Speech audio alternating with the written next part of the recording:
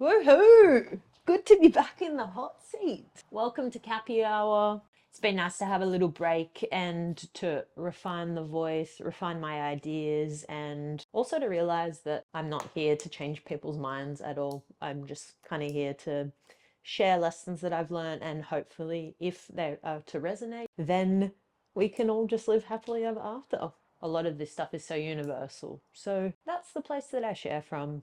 Today's episode, I'm going to touch on a few things that I've been diving into over the past couple of years. I don't really like talking about an idea till it feels like fully fledged, till it feels like wisdom, I guess. But it's been really nice to get flogged by lessons and then to be like, all right, I feel this, I've learned this, and now I can embody it and hopefully share it and see if anybody else resonates as well.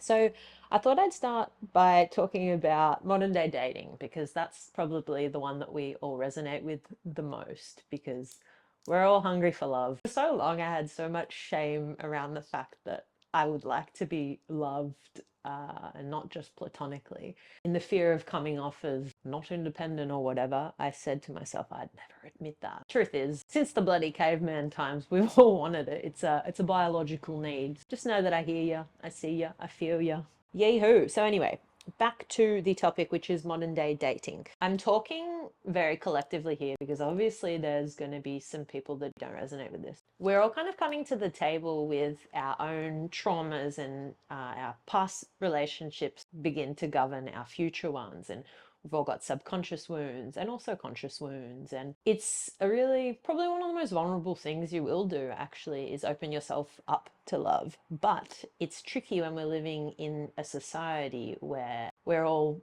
quite fearful and there's also a lot of options. And I think when you're looking at men opposed to women, it's generally, it's more of an innate need when you're a woman to find a match, whereas a man is probably more focused on purpose, which is probably a hard one to swallow for some women. I know that when I understood that, I kind of had to have a bit of a dissolving of the ego because I was like, I want someone to fully focus on me. But then when I realized that purpose is the secret elixir to life, like focusing on your purpose and then the rest can follow, I realized that that's cool because we have control over how much energy we put into what we're working on and our purpose and things like that. So I guess I have quite an Eastern perspective on life. Eastern perspectives in a Western culture are not as common, but when you do land on people who think like that, it's quite an interesting topic, I think. So there's some things that I'm noticing in modern day dating, which is something that I've bought into many a time, and something that I really excel at, which is push and pull dynamics. So it's basically the illusion of control. So when we're in control, we feel like we've got the power because of the illusion of control. It's going to make me sound quite toxic. I've completely gotten rid of these patterns within myself because I decided I don't want to attract this anymore. So it's basically like one person always has to be a little bit keener than the other, and it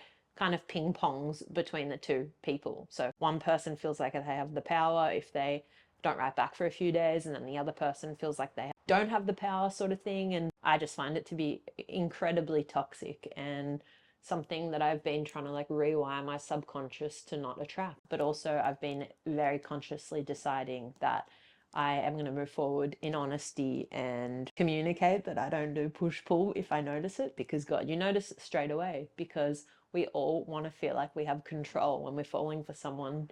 It is very common, and I think you can probably all resonate with dipping your toes in the push-pull tactics. I don't know. I mean, there's so many different things that you can talk about when it comes to modern day dating. There's a lot of love bombing. There's a lot of people who are ready for a connection and not a relationship, and there's not much communication because wouldn't say we're necessarily taught to tune in with ourselves and how we feel. So in turn, how does one communicate with other when they're not communicating with self? I will give some tips and tricks after this little piece on how to open to love and how to not be an unhealthy prick. But first, I just want to touch on these little things. So the thing about push-pull tactics is that it can be conscious and it can be something that's like you're completely unaware that you're doing because of the illusion of control. So if you decide that you don't want to attract that anymore, it means that you have to dedicate a lot of energy and will to not put that out, to in turn not receive it. In my opinion, and with like the Eastern backing, I've basically been practicing giving out what I want to receive. And I have been noticing that it's been quite magic. Quite vulnerable though, me and my favorite word are vulnerable. The thing is, when you decide, I don't want to attract this anymore, it means you need to walk the walk and talk the talk and decide, I'm not going to give that out. But it can also be subconscious. So the first kind of tips to not attracting, again, I say, is that you have to communicate and be spending time with yourself, and you have to get extremely clear with what it is that you will accept, with what your values are and what you want to put out there. And the foundations for a relationship have to be set early. You don't really go from like this toxic start to a beautiful flourishing relationship. It's something that you really have to be like, all right, I'm going to get over myself and I'm going to choose to lead with honesty. Obviously not fully just like yapping all your deepest, darkest things on the first day. That's not what I'm saying. But it's really important that if you notice something that doesn't really fly with you, I think it's really important to softly touch on the fact that it's not something that you will accept. It's also all in the language that you use. So it's not like, why are you being hot and cold with me? It's more just like, hey, I've noticed that there's a bit of a push-pull thing going on and I just don't really have time for that. So you can kind of say it in a way that keeps it light, but it's basically just like, I'm choosing myself first. I'm leading with this, and if you don't want to send that back my way, then I choose me in the end. So it's a pretty strong and firm way to go about things, and you might be afraid, oh, I'm going to lose the person, but I like to think about it like this. What is meant for you will not miss you. It won't be hard. It won't be a struggle, but it will require honesty. But it can be tricky at times as well. It's not all going to be a seamless flow and this like beautiful love story. You meet the person and there's just like never an argument and all that. It's definitely not going to be like that. But I do think that, again, setting those foundations early is just like so critical. But also, I also recognize that nobody wants to be vulnerable first. If you want it, you got to put it out there. So I've been really trying to practice that, and it has been fruitful for me. My first tip to modern day dating is actually putting yourself first, your purpose first, for men and women as well. For men, even more so, because if they don't put their purpose first, they end up resenting the woman later on because they don't feel completely fulfilled. There's not that extra pep in step, and there's not that just like direction and full focus. And I have observed that if men do have that, in my close people, I've observed that if men do have that like full focus and then they've got their queen on the side to support the mission, then they flourish hard. It can be quite a tricky thing, I think, especially for women, because we get so caught up in our minds projecting an idea of what it could be, and we fall for potential, and we love just little stories in our minds. And if he does this, it means that he must do this. And we just like to correlate little things and create this beautiful story of who this person is. But in actual fact, it takes a very, very long time to actually get to know someone and to see how they are in trialing times, because we all put our best foot forward at the start. It can be tricky to see someone's true colors. So that's when the piece of really tuning in, listening to your body, and actually seeing things as they are. That's like the elixir. I've had to get extremely clear on what it is that I value, because I need to be with somebody who also values similar things. Because otherwise you don't really align in the long term. You can really see all these great things. Oh, he's confident, he's beautiful, he's generous and all these things, but it doesn't show you what they're like when push comes to shove, and when shit gets a little bit, how you going after the 6 month period when the rose colored glasses are off and you're actually having to move through things together. The most important thing to me is personal development. It's probably a selfish thing, but I just find the more I work on myself, the more I have to give, and that is that. So basically the example of campers and climbers is campers get out of school, go to uni, meet their person, have babies, buy the house, and it's just that step-by-step order. And then climbers are more likely to be people who get out of school, travel, want to see things, want to do some introspection, want to learn off other people, learn the hard way, learn the easy way. Like, I'd say it's probably more of an open way of living, and there's no right or wrong way to do it, and we all have different purposes. A lot of people are more geared towards a less examined life, we'll call it, but a lot of people are really interested in personal development and things like that. So me, that is my non-negotiable. I can't be with somebody who's not interested in personal development and getting to know themselves. If they're not really interested in getting to know themselves, I don't think long term they'll be really interested in getting to know my ins and outs. So I love that theory and I like thinking back to it. It is a funny thing to ponder. Campers and climbers sometimes end up together, and it's hard because the climbers want to keep going up and the campers are like, I just want to stay here because this is comfy. So it's important to be clear on what you will and won't accept. So that for me is really important. And then there can be things, for me, humor, extremely important, non-negotiable. I hung out with a dude a few weeks back and he had me in fits of laughter, and it was just epic. And laughter is such a high vibration. I hear a lot of people saying, I don't need humor in my relationships. A lot of people. I've heard 2 people say it because humor is so important to me. I just thought, why wouldn't you want to bloody laugh? Who wouldn't want to cackle? So that getting clear on those things has been really important to me. Values. So I implore that you sit down and write a list of values and non-negotiables, because so often we kind of just go, I want that, but we don't actually get clear about it. And once you've written those values, become those values, really live them, because you can't really attract it unless you're walking the walk. So I wanted to talk a little bit about having a crush, because I've always loved having a crush, but I've been listening to quite a bit of Jillian Turecki, who is a love coach basically, and she says that a crush is just a lack of information. And I find that so funny, being somebody who's hyper romantic. Back in the day when I was picking partners, I didn't really think about values and things like that. I was kind of just like, oh, I like hanging out with them. It feels good. And, you know, you just get caught up in all those chemicals at the start and you're just like so infatuated by each other. But then the 6-month mark would come and I'd be like, things are getting tough and we're not communicating. And then you just shut it down completely. So to avoid that, I think it's really important to do those kind of non-sexy things and to then reap the rewards in the long run. But it's not short-term satisfaction, so not a lot of us do it. Yeah, we just think this is the one and let's take it away and it feels good and it feels like a cell connection and whatever. But I think it's actually really important to bind the logic and the heart and the intuition and to make a cocktail, because yeah, you can really feel like they are it, but make sure before you're deciding you get to see each other in some tough times, because otherwise what happens later down the track? You tell me. Recently, I've been kind of looking back at the partners that I've had or the people that I've dated, and I've been seeing like what the correlation is, because I do really think we all have a pattern in who we attract. And it's like, as I say, you attract what you put out. So my pattern, it's so funny. Emotionally unavailable and extremely charming. I adore words. So when people woo me with words, it's game over. And then you pop a bit of charm in there, you pop a bit of humor in there, and I'm like literally all yours. So I've had to really get that in check and to work out why it is that I'm attracting that. And I didn't really think, oh, women can be charming, but then I realized that's one of my things, is that I'm a bit of a charmer myself. I love words.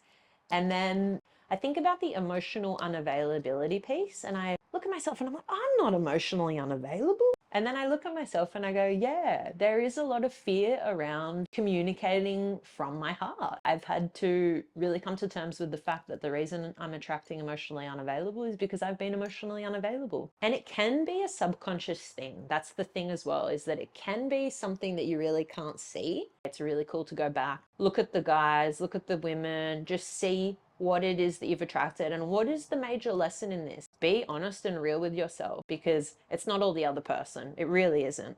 The funny thing about dating as well, and the funny thing about just living in general and having people around you, is that a lot of the time people will see you clearer in ways than you see yourself, because they have a different vantage point, less biases and things like that. So again, it takes me back to that piece about taking your time, not being one of those people that's like, oh, I got trust issues and I've got my guards up and all that.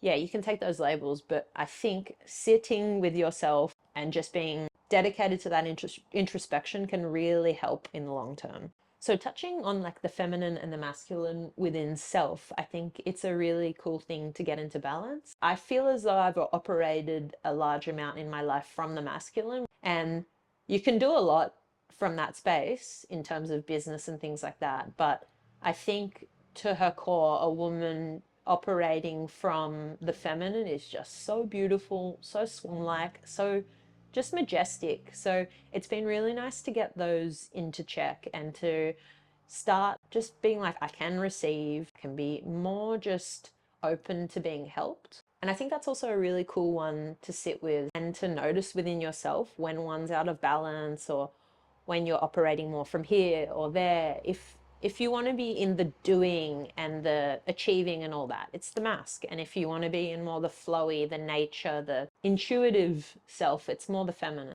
A really hard one for me has been focusing on receiving. And it's a funny thing because, like, why wouldn't you want to receive? Like, receiving feels so good. But there is an uncomfortable thing there around asking. And I think I would only ever say yes if I was offered.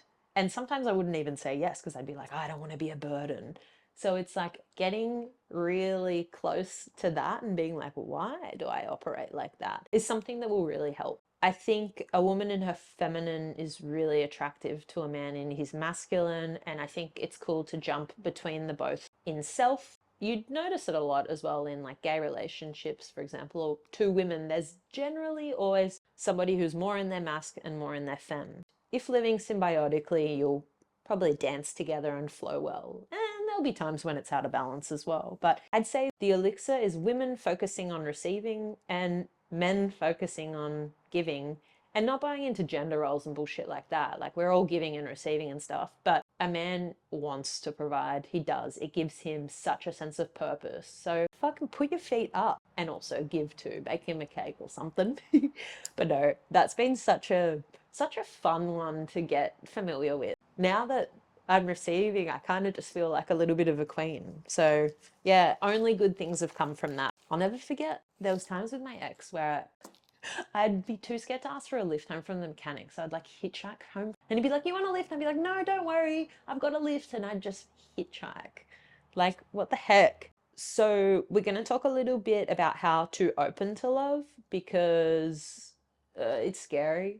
We all have a bit of fear there. We're all bringing in our own past relationships into present relationships. We're all kind of operating from those 0 to 7 year developmental phases. So that's kind of when you form yourself and the way you view yourself, often from the way your parents treated you. We're not blaming our parents anymore. My first tip of how to open to love, loving self. Huge one, probably a lifelong one, but one that bears just such fruits. I feel like that's been a major focus since I was 21, has been just being like, I gotta love myself through this. And even more recently, I feel like I've been able to move through those uncomfortable times in love. So that's something I'm really proud of. Meeting own needs, emotional regulation and things like that. Not being like, I need this person to help me through this or that. It's not necessarily doing it from a place of I'm hyper independent, I don't talk about my things. It's more just sitting with self and I'm going to journal through this or I'm going to meditate with this. Super helpful. Realizing that there's nothing you can't handle. Life throws us so many cheeky little tips and turns, but it's all meant to be and it's all something that you can handle. No matter how painful or uncomfortable the sensation is, you can handle it. I promise you. Another one, intuition, which I'm always rambling about. Your body will tell you if someone's good for you. For example, sleeping next to a person, you'll feel, oh, I slept so well. Or, oh, I didn't have a good sleep. Or it's like your body will send signals, like even when you're sleeping with them and things like that, you'll sense if it's a comfortable exchange. There's many things that will say, no, this isn't right. Like, I've noticed it a lot in women having sex and being like, got thrust straight away. And yeah, it can be like an imbalance of the gut for a woman. There's so many health things that it can be, but a lot of the time it's the body rejecting the man. It takes a bit of time to listen to what it's telling you. Even if it's a simple, hey ref, hey, I'd like this. It'll tell you where you're deficient. It'll tell you what it would like from you. It'll say, hey, this is energizing. Hey, this is sapping. So getting in tune with the clock of your body, delicious stuff. Very fruity. Another one, which is my favorite, is authenticity. Just being your bloody self. Because I think we've all done it. We've changed ourselves for someone and then we've afterwards been like, who the fuck am I? Like, what do I even like? We've all had identity crises after dating someone that really wasn't in line. Like, I turned into like a rock and roll biker chick for some dude. Still love bikes, still love rock and roll, but I just really changed everything. And then afterwards, I was like, I'm actually just a grandma. The authenticity piece, really, really harnessing your differences and what sets you apart, and just being really true to yourself with how you show up. Like me, I'm a loony. I'm a different type of character, and I also appreciate that in others. So I've been harnessing that a lot more, and that's has me frothing. Another good one, seeing things as they are. So as women, I've said it before, we create beautiful stories in our mind, and men are more rational. I think it's quite easy to get taken away with stories. So seeing things completely as they are, and yeah, people reveal themselves in very subtle ways. So I think really being at that, my friend Ree calls it the observation deck. You allow someone to show you who they are, and you pick up what they're putting down. They will show you, but you just have to look, and you have to make sure your rose-colored glasses are not on. Throw them in the bin and do not recycle them. Put them into landfill. Not really though. So another cool one, knowing and realizing and mantraing. Love is always available, but that's also such a felt one. Love in self is always available. Love through others. Friendships will give you a lot, and connection to self will give you a lot. So talking subconscious mind, reprogramming the subconscious mind actually more. This is one that kind of bewildered me a little bit, because I felt like, fuck, I've got no grasp on what my subconscious is trying to tell me. But the thing is, we actually do. And through visualization, meditation, gratitude practices, consistency with that, and being around positivity in yourself and being around positive people, that's the elixir. That's what does the healing. And you'll notice as well in dreams, bit woo woo, but your dreams really, they tell a story and they tell you where you're holding on. So I have so many recurring dreams. I think for years it was snake dreams, and then it was like getting fines and like car dreams. They all tell you something. I was talking to this guy years ago, and he was super hot and cold and was always like, I'll come and see you. And then I'd be like, oh, can't do this shit. And then it happened for years. And then one day he was like not far away, and he was just like, oh, I wish I could come see you, but I got to go to this. And then I had a dream that he was staying like at the hotel just down the road, and he messaged me and he was like, oh, when I'm staying a little bit closer, I'll come see you, but a kilometer just a little bit too far. But if I stay at the hotel that's 500 meters from you, I'll come, and it'll be sick, and just so keen to catch up. And it's just so funny how your subconscious just like tells you little stories, and like take that how you will. But I sort of saw it as this guy doesn't, it's fully an ego thing. It's like, this guy's not going to come visit, he just likes having you there. So I've been trying to think about what the elixir to a healthy relationship for me would be, and I've come down to, I think what it is potentially a mix of awareness and accountability.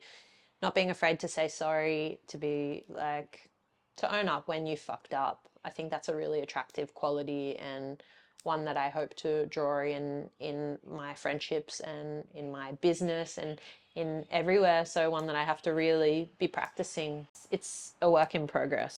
To round that out, you choose a person, you pick up their trauma as well. So choose wisely. So I wanted to touch a little bit on judgment, because I think it's probably a really common one, whether we know it or not.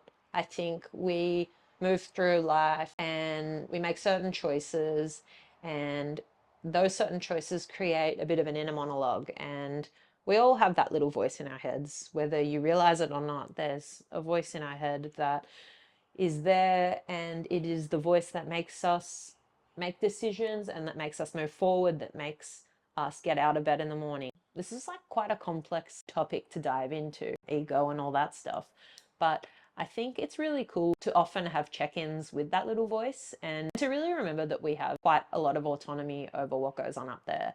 Sometimes you'll get hit and blindsided by some of your thoughts. Like some of the things I think, I'm just like, wow, that is a rogue. I think it's cool to just have a bit of a humorous approach to what goes on up there, to have a practice of non-attachment, but also knowing that the ego is super important in this life. I'm somebody has really high standards for myself, and I have condemned myself a lot in my life. I've tried for perfectionism and I've fallen short, but I'm always trying to look at places that I can improve. And judgment to self means judgment to other. So I've spent quite a lot of time with that judgment and trying to just like be kinder to myself to in turn be more gracious with other people. A lot of the time you're judging somebody for something that you too possess, something that you haven't reconciled within yourself. And a fun example I'll give is one time in a yoga class, there was this song played and it was fucking so good. And I was like, oh, I just want to dance. And the chick next to me started dancing and I just looked at her and I was like, as if she's dancing. And then I thought straight away, I was just like, you're judging her because she's doing exactly what it is that you want to do, sis. And then I just let her go in that moment and just had a little bit of a jig. And it was just such a cool practice. And I was really proud of myself for kind of responding like that, looking at myself straight away and being like, oh, you little cheeky devil cap. I find great peace in the fact that you can pull yourself up, and the initial judgment is something that we all operate with. It's just about the awareness behind it and trying to just like be curious about it. I think curiosity is a really, really epic tool, always turning it back on yourself. I also realized that with judgment, it can also be wanting more for that person. But I think it's probably best to expend less energy thinking about how that guy from down the street who's drinking the mother would benefit so much more from some water. It's like you can get caught up in those stories, or you can just stop with that and lead by example in your life, in your day to day, around your friends and family. So if I really want my friends and family to be healthy, I got to eat my cauliflower, always reflecting back to self.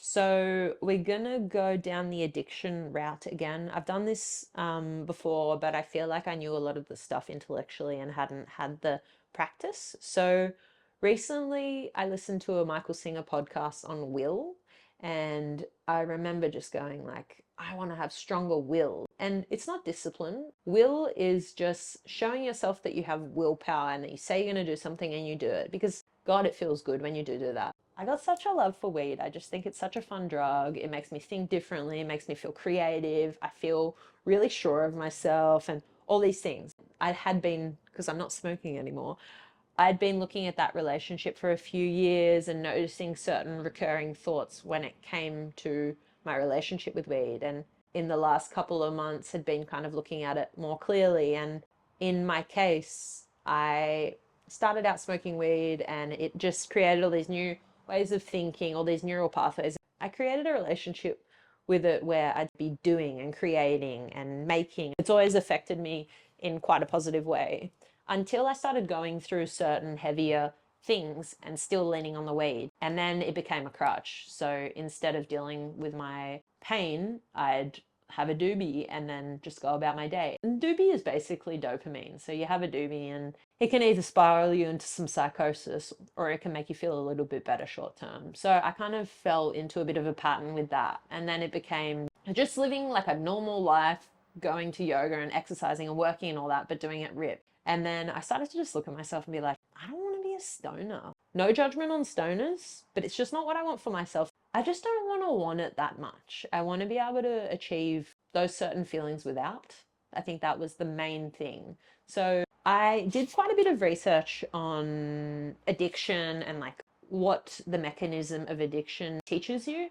And it is quite smart. Underneath addiction, from what I've observed, is sadness. And they say the opposite of addiction is connection. So it's cool to just ponder those little ideas and to see where in life there is addiction. Can be food, can be work, can be social media, can be drugs, can be just people, can be just like always being busy and things like that. So I have really enjoyed the process of stopping weed full stop and showing myself that I have the will to do it. And God, the rewards that I have felt since stopping are incredible. And I'm not saying I won't go back because I just think it's such a great tool, but I'm really happy to be on a break and to be seeing how my mind and body respond. When I decided that I was going to stop, it gave me the reward of having strong will and that feeling of pride. I feel like that's a really cool one to cultivate if you're deciding to stop, to decrease your social media time, or to stop smoking, or to stop drinking, or to stop watching porn or whatever, or to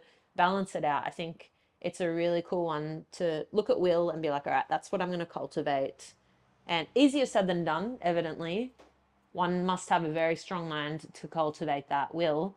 But that was the gateway for me being able to stop, because I've been chuffing for like quite a few years very functionally. I want to be somebody who has a doobie when they're camping. That feels more in line with what I am and what I want to attract. Addiction is actually a pretty amazing band-aid, but it will never be the catalyst to the uncovering of the root cause of your problem. So the most major thing that I've noticed in stopping is my emotional regulation. My emotional regulation has really just prospered since stopping.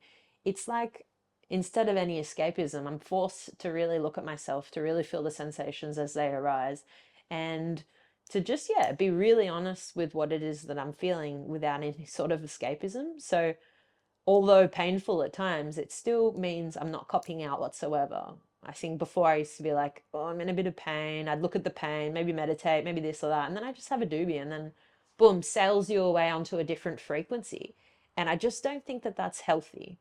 I think certain brains operate well with weed and certain brains don't. Different people, different things. But I think, yeah, again, if you're looking to put a pause on anything, will is a really cool thing to cultivate in that pursuit. If you are having troubles with any sort of addiction, you can get help big time. And I'm also happy to answer any questions or to be of support, because the fruits that I have felt have been enough for me to talk about it and to share my experience and to hopefully be maybe a catalyst for potentially looking at where it is that you could rein in your addictions. So the final topic I'll talk about is one that I've been absolutely rejoicing in recently, which is forgiveness. So for so much of my life, I've carried certain weights that aren't really mine to carry, weights of resentment and things like that. And it's a silly thing to carry because it only just hinders you. So I read this really interesting book on dying and just basically how people get to the end of their lives and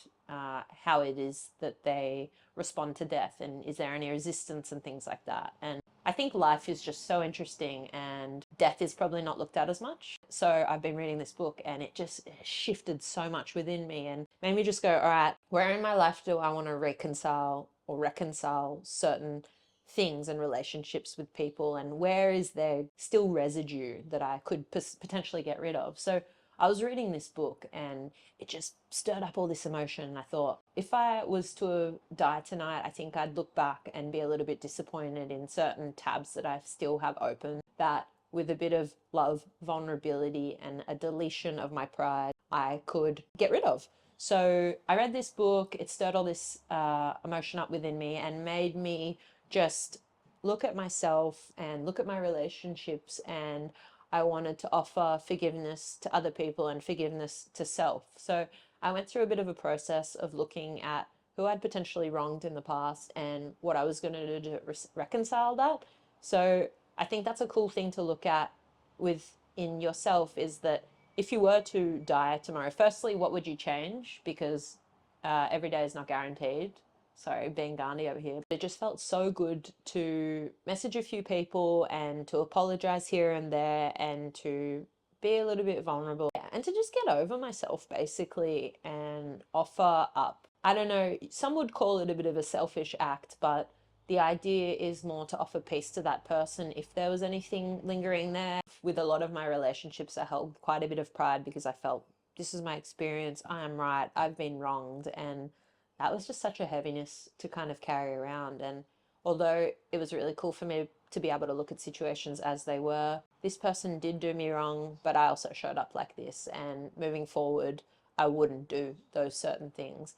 It for me felt super good to just, yeah, have like a moment of just really looking at myself as I am and really sussing out my past patterns, and then just closing a few chapters with certain people, also writing letters that I wasn't going to send. Yeah, it ended up offering me such a lightness within myself, and yeah, I was really proud of that. And yeah, definitely some shame that comes up when you do things like that, when you offer apologies to certain people, but generally, I like to think that people will respond quite well to an apology. So yeah, through that practice, I was able to achieve some really nice feelings. Yeah, so I think it's really cool to try and live a life of forgiveness, of not holding on to grudges and things like that. Easier said than done when someone does do you dirty. But if we get to the end and we're just like, oh, I didn't do that and I didn't with this person and that, it's just a heavy way to go. So I think the more you kind of go towards that stuff, the less resistance there'll be when it is your time to go. A bit bleak, but really it's real. I think it's really cool to look at. Another teaching which I thought was cool is just the idea that sometimes people are here to repeat patterns and they're not necessarily going to learn them in this lifetime. And yeah, you can see these patterns that these people are consistently repeating. People need to have their felt experience. So I think it was a really cool thing to reconcile within myself. Yes, this person is doing something like this that I don't really appreciate. It's very clear that that's what's happening. I see it for what it is. But to be like, if they ask me, maybe I can offer up a little bit of insight, but otherwise they will learn when they're ready to learn. Maybe it's in this lifetime, maybe it's next week, maybe it's in a few other lifetimes, depending on if you believe in lifetimes. That feels like a good time to rapito up the episode. Thank you so much for being here, the kind words, the people that comment on YouTube saying we miss you. That is just so sweet. I still cannot fathom that people listen to me spitting shit, but yeah, my only intention is to help, and I hope that anything I say is something that you can resonate with, or that it sparks a curiosity somewhere or a thread of some description. Thank you.